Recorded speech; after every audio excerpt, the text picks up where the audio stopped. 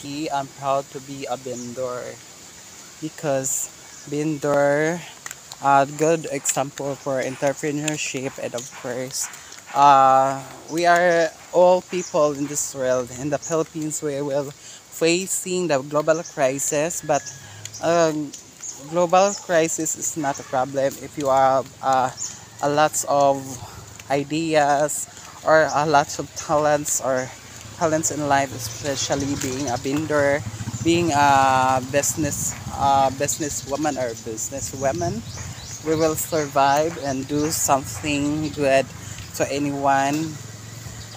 Hindi siya ang kahirapan ay hindi makasurvive tayo kapag lagi tayo nagsisikap sa buhay, magsipag at magtiyaga at maging kontento sa buhay. At saka ganito po, nagtitinda po ako sa bahay-bahay lang po para makasurvive sa buhay natin na ating ginagalawan dito sa mundo. Kasi wala naman tumutulong sa iyo, only yourself makakatulong sa iyo at sa buhay mo.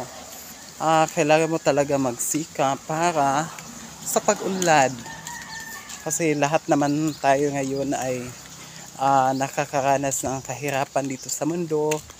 Pero ang kahirapan ay hindi siya ang naging sanhi, kundi ang kahirapan ay dahilan sa katamaran ng mga tao. Kasi ito po ang nagpapatunay bilang isang LGBT, we will facing doing something, a good example to anyone here in the society. Thank you so much.